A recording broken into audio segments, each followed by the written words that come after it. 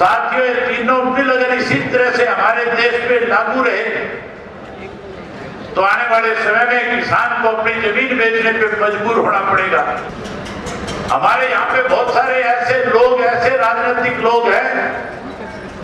जो बारी बारी किसानों के बीच में जा रहे थे, जो किसानों के धरने में शामिल हो रहे थे, कह रहे थे कि अगर किसान की सरकार ने अनदेखी करी, अगर किसान की बात तो सरकार ने सुना नहीं, तो हम लोकसभा और विधानसभा से इस्तीफा देकर के किसान के साथ खड़े हो जाएंगे। लेकिन हैरानी की बात है, हमारे प्रदेश के मुख्यमंत्री ने बड़ौदा का जब उपचुनाव चल रहा था तब वहां लोगों को बरगलाने के लिए यहां तक भी कहा कि अगर एमएसपी खत्म होगी तो पहला मुख्यमंत्री मैं होऊंगा जो मुख्यमंत्री के पद से इस्तीफा देने का काम करूंगा। जहां वो इस्तीफा देने की बात कर रहा था, वहीं उसके सहयोगी जो कहीं अपने आप को चौधरी देवीलाल के मंजिलों पे चलने वाले बता रहे थे, जो कह रहे थे कि हम चौधरी देवीलाल की नीतियों को लागू करेंगे, वो भी अखबार के माध्यम से कहते थे एमएसपी खत्म नहीं होने देंगे, अगर एमएसपी खत्म होगी तो हम सत्ता से बाहर हो जाएंगे। साथियों, ये जो बिल है, इन बिलों में साफ लिखा हुआ है कि अगर ये बिल इसी तरह से लागू रहे तो आने वाले समय में ये आपकी जो मंडियां बनी हुई है, ये सारी मंडियां समाप्त हो जाएंगी, प्राइवेट लोगों के हाथ में मंडियां आ जाएंगी। यहाँ पे बहुत बड़े बड़े घराने, अंबानी, अडानी, केएफसी जैसे, मैकडोनल्ड जैसे अपने ऑफिस खोल लेंगे। कैसे उस किसान की जमीन को बैंक के गिरवी रखा जाए, इसके लिए साथियों आपको लालच दिया जाएगा। लालच के बाद आपकी जमीन कैसे ली जाए, इसके लिए पहली दफा आपको आपकी फसल का मूल्य ज्यादा देकर के कहीं आपके अपना भरोसा रखने का काम करेंगे। लेकिन उसके बाद जब अगली फसल होगी, आपको चेक देने की बजाय आपकी फसल उठा करके वो कंपनी ना केवल अपना दफ्तर बंद कर देगी, बल्कि किसान की जमीन को गिरवी रख करके किसान की जमीन को बेचने पर मजबूर की तरफ से 6 तारीख को देश बंद की बात कही गई है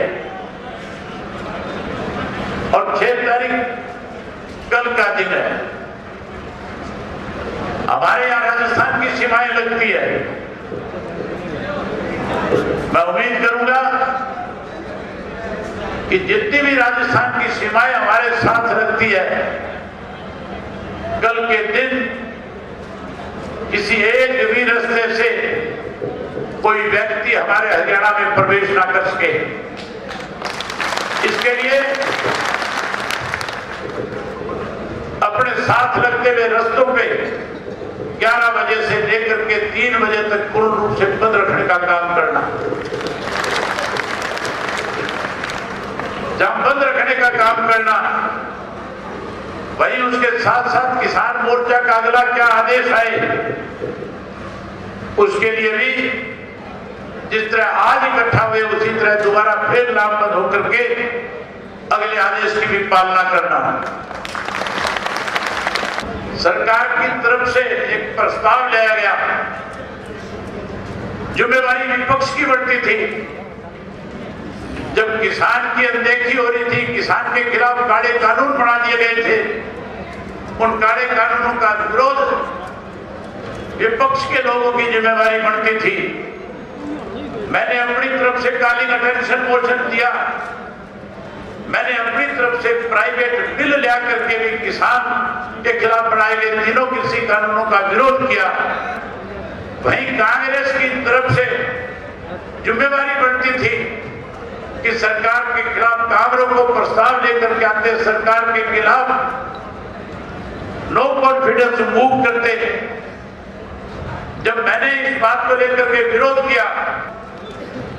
उन पे चर्चा कराने की बजाय सरकार की तरफ से प्रस्ताव आ गया। साथियों, पूरे विपक्ष की जिम्मेवारी बनती थी कि उनके द्वारा लाया गया जो प्रस्ताव था उसके ऊपर हम विधानसभा में चर्चा करते, हम सरकार से पूछते। जो लोग बारी बारी से किसानों के धरनों पे गए थे, हम उन लोगों को इस बात के लिए मजबूर करते कि आप सरकार के खिलाफ अपना वोट डालने का काम करो, बजाय उस पर चर्चा करने के।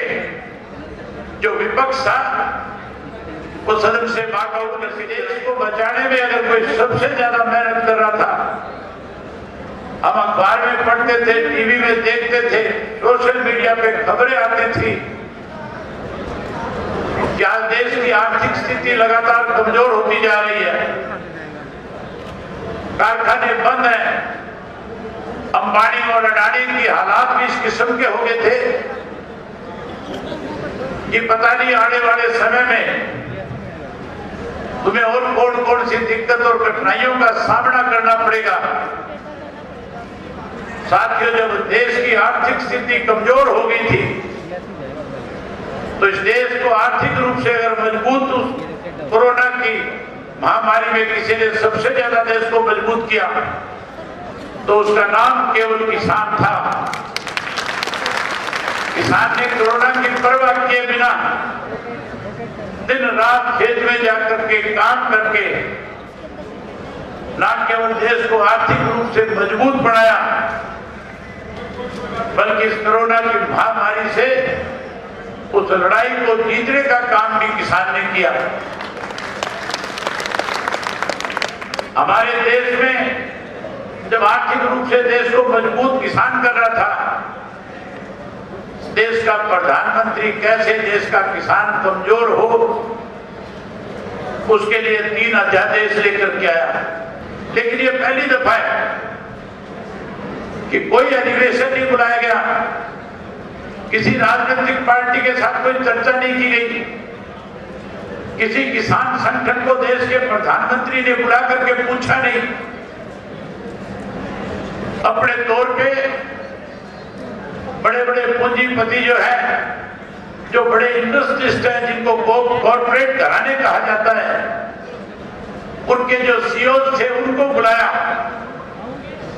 उनको बुला करके उनसे बातचीत करके ड्राफ्ट तैयार कर लिया, एक बिल तैयार करवा लिया।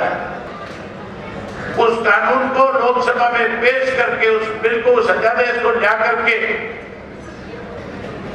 सरकार की मजबूरी हो जाती है उन बिलों को पास करवाने। इसीलिए जब लोकसभा से बहुमत के बलबूते पे इस बिल को पास कराया,